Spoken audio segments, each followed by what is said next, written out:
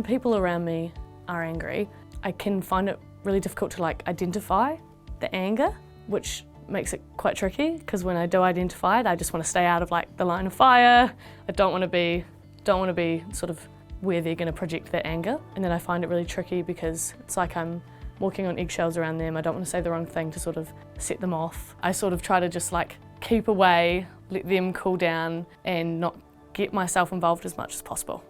First of all, it's helpful if we notice that someone else is angry, hey? And that can be tricky because everyone kind of does it differently. You might have some people in your life who are really explosive when they're angry and they're really very clearly aggro and you can tell you should steer clear, right?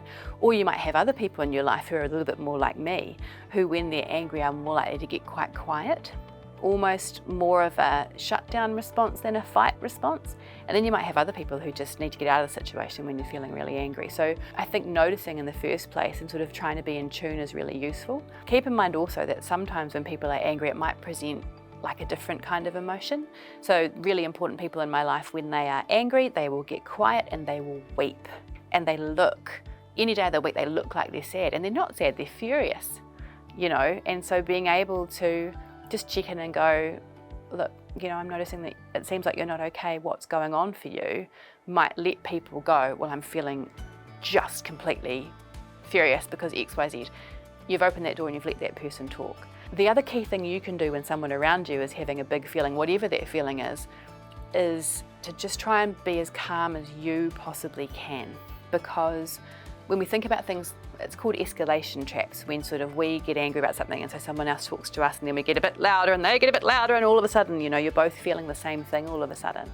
I think if we, as the people who are trying to support the person who is angry, can be as calm as we possibly can, that will help calm down that other person's nervous system. We've got these whiz-bang things in our brains called mirror neurons, and that's why if I'm sitting with my leg crossed having a coffee with someone, they'll probably find themselves having their leg crossed too, because we just sort of automatically fall in with the people that we're hanging out with. So if you're calm and you're able to deliberately stay calm, that might help bring them down. They might be at that point where they have flipped their lids and actually the only thing that's going to calm them down is time, and that's not on you, but what you can do is just try and be as calm as you can around them and listen to them and give them some space to talk if they want it.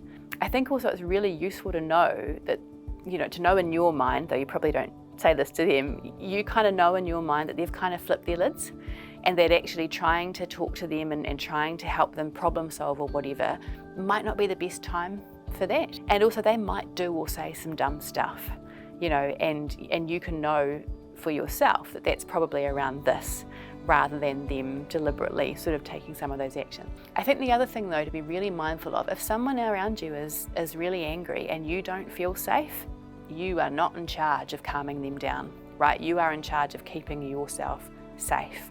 And if that looks like you having to walk away, or you having to get someone else's help to try and support this other person, that is completely okay. Your main job is to keep yourself safe. Your second job is to try and help them as much as you can. And it's okay for you to go, do you know what, the temperature here is getting too hot, it's impacting me too much. I'm outies, I'm taking a break, I'm not going to stay in the situation if it feels unsafe, and I think that's really important. And it might be that later on, you have the chance to have a conversation and you can help that person problem solve then, but your first job is, if it doesn't feel safe for you to be around the flip lid, you don't need to be there.